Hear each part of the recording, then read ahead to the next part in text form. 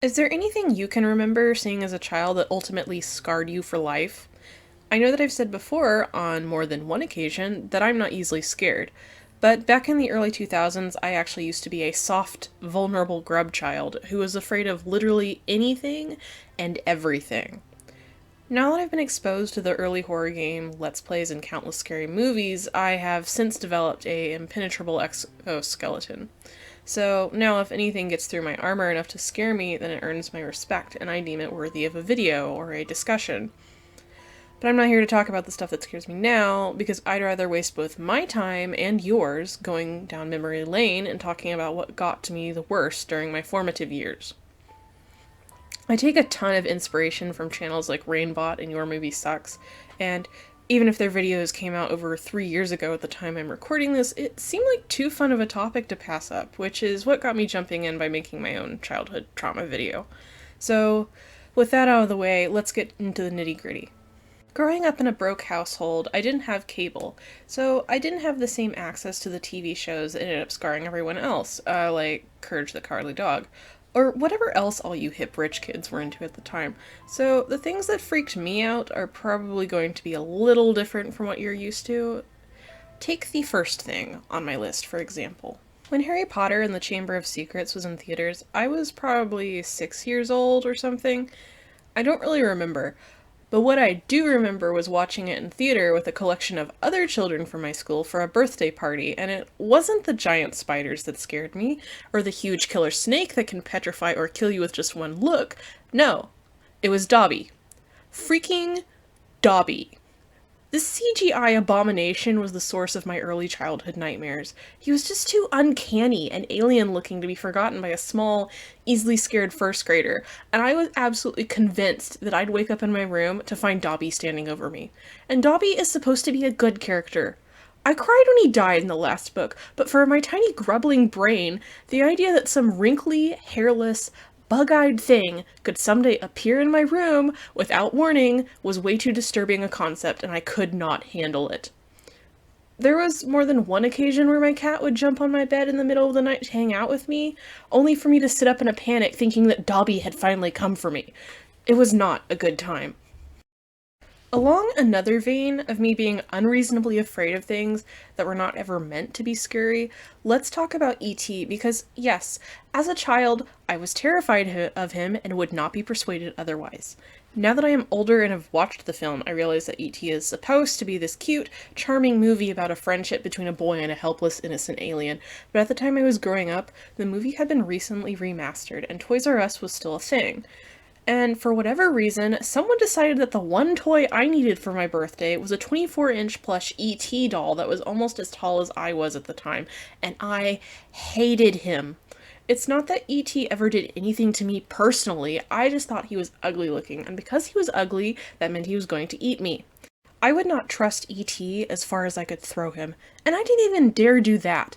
I wouldn't go near him or touch him, and I refused to have him in my room, and so my parents gave him away to a child who might actually love the ugly, terrifying abomination because I was clearly not going to be that child. However, what makes this story worse is that the exact same model of E.T. doll came back because I received another one in the mail not long after we got rid of him because apparently two people in my family had come to the conclusion that I needed an E.T. stuffed animal to keep me company. Since it was clear that E.T. refused to be evicted, my parents took pity on him and kept the toy in their room in the hopes that at some point I'd grow out of my unreasonable fear and learn to love him. That, or my dad figured that at some point he could make some money selling the thing on eBay as a collector's item. But I'll never forget sitting on my parents' bed, being read a bedtime story, and looking over the side to see E.T. with an arm around the leg of the bedside table, staring up at me because that is how my father had decided to pose him, and I refused to be caught alone in their bedroom again after that. But honestly, can you blame me for being afraid of E.T. when there are scenes like this in the movie? Oh, look, a hideous looking alien of unknown origin is hiding among a little girl's toys. But he's wearing a wig, so this scenario isn't terrifying at all. It's not like he looks like he could be Lizzie's out-of-town cousin or anything. Oh no, he's terrified and upset. You should feel sorry for him, even though his facial expressions and ungodly screams are the stuff of nightmares. I can appreciate the movie and the character now that I'm over my childhood trauma, but I'm not going to forget how he terrorized me. You're all free to laugh at me and call me a wuss, but there's probably going to be at least one kid in the future who'll have a similar response to a baby Yoda doll, so watch out for that.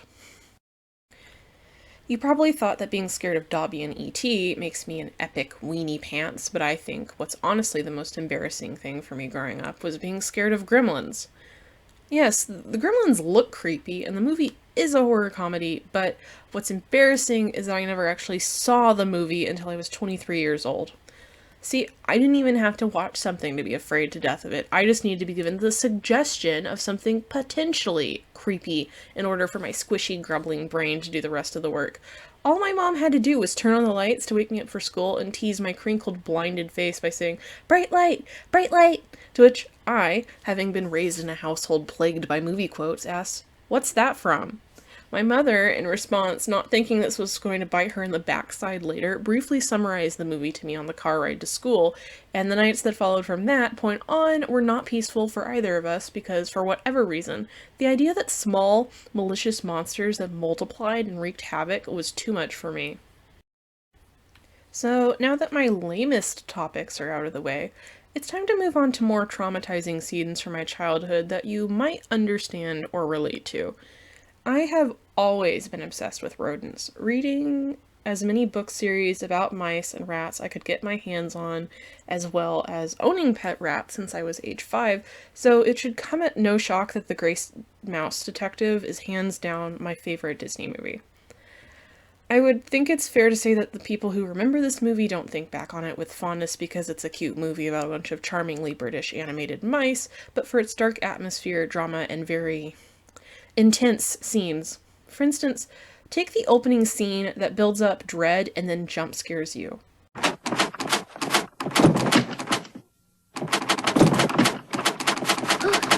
that? I don't know. Quickly, dear. Stay in here and don't come out. I always hid behind the couch or fast forwarded the opening scene because it freaked me out so much. And what's weird is that this character isn't that scary. He's played off as comedy relief. I mean, sure, he's ugly, but he doesn't pose much of a threatening figure after the opening. And what I really want to talk about is this distressingly unforgettable scene where Ratigan's goon is eaten alive on screen. This whole bit is so disturbing, and it fascinates me that it made the final cut of a Disney movie. Being a young kid, first watching this movie, I was used to cartoons being careful with how they depict death and pain, so I was horrified when that safety blanket of cute cartoon animals betrayed me this way. Being eaten alive is one of the worst ways I can think of to die, and he's not even chewed, he's swallowed whole, which means he gets to live through the digestion process as well as ugh. To be fair, the death is shown through silhouette, so it's not completely in your face, but it leaves very little to the imagination. All what you can imagine is continued suffering as this drunk rat is slowly and painfully suffocated and digested. It kept me awake at night because of how disturbed and nauseated it made me. But what can you expect when Vincent Price, the king of horror, is the voice of your main villain? Now for this next one. Imagine you are alone in your granddad's living room. Your parents have taken the only available bed in the house, and you are sleeping on the couch. You're several states away from home and surrounded by your deceased grandmother's doll collection. You wake up early before the rest of the family and decide to combat the creepy silence full of empty glass eyes staring at you by turning on the television. You turn the TV on at a low volume so as not to wake anyone. Because of this, you have to sit up close to the screen. You flip through the channels looking for something to watch and you stumble upon this. And this is where I would normally play the clip, but the only clip I could find anywhere on any website is this crappy bootleg someone uploaded on YouTube with their camera that not only shakes around, but you can hear and witness them clicking and skipping through the scenes so you don't even see the good parts. And I ask, why? Why? Why did you think this was something that needed to be uploaded? It literally is 1 whole minute of nothing. Why would you do this? So the only thing I can do is the lamest thing possible, which is give you a play-by-play with a dramatic reenactment. So here goes. A teddy bear is attacking a frightened little girl. The mother runs in, throttles the bear, stabs it with a knife, and then yeets it across the room. The bear climbs up the wall, leaving bloody footprints behind it, and vanishes out of sight. The frightened mother clutches her sobbing child to her bosom, only for a huge bear arm to crash through the wall and drag them out of the scene. And then the credits roll. Without any context to what is happening, you watch, mesmerized by fear, waiting for something to happen next that will explain what the hell it is you just saw. But instead, the scene ends and cuts to a new episode, starting with this intro. Man lives in the sunlit world of what he believes to be reality. But there is, unseen by most, an underworld, a place that is just as real, but not as brightly lit. A dark side. I hadn't ever heard of the Tales from the Dark Side before, but my first run-in with it is a memory that was forever carved into my then young and impressionable brain, and isn't something I'm going to forget anytime soon. Jim Henson's Dark Crystal may not have been his most immediately successful work, and didn't become as highly valued until long after the creator had passed away, but you can't deny that it was unforgettable for many people, enough to warrant an excellent Netflix original series that even won an award, and then was promptly cancelled by Netflix, because we can't have nice things. But the original movie is what I'm here to talk about, because this series traumatized me to the point that every aspect of this movie is burned into my brain forever. I saw this back when Blockbuster was still a thing. My mom picked out this movie for all of us to watch that evening, and everything in this movie is terrifying. Not only are the villains, known as the Skeksis, ugly, nasty, and creepy, but so is literally everybody else. Even if they're supposed to be good, they're just so weird and in your face. There isn't anything here to look at that isn't terrifying. The Skeksis are scary, the Podlings are creepy, the Mystics are unsettling, the Gelflings are uncanny, Agra pulls out her own eyeball and... Oh, you're okay. Wait, no, this whole world is a nightmare, tell me when it's over. Needless to say, I didn't sleep for a very long time after watching the movie, but I certainly never forgot it, and now can appreciate it for the artistic value it has, and I even love the miniseries that came after it. So there you have it, a detailed description of all the movies and TV shows that scared the pants off me as a defenseless grub child. I honestly expected to dredge up a lot more from my childhood, but surprisingly not as many things had traumatized me as I thought. I guess I have to find something else to blame for my problems the next time I talk to my therapist. Now that I'm older, I actually have some respect and appreciate most of the works I've covered, so I can easily laugh at myself for my obsessive fear of them at the time. Except for you freak of nature. Anyway, I hope you enjoyed this video where I cover the media that traumatized me as a kid. If any of these are something you can also relate to being scared of, let me know in the comments so I know that I'm not alone. And if you think that I was a complete wuss as a kid, you're free to comment that too. Honestly, I completely agree with you and will happily help you bully my past self. They deserved it. So, if you've come this far in my video, thank you so much for watching. YouTube is a just-for-fun hobby of mine, so if you want to support me, I do have a Teespring shop where I sell my art, so feel free to browse that if you like weird artwork on t-shirts. My bestseller right now is my Apathy Melting shirt, so if you're into stuff that's cuter, I also have some wholesome stickers as well. Links are in the description below.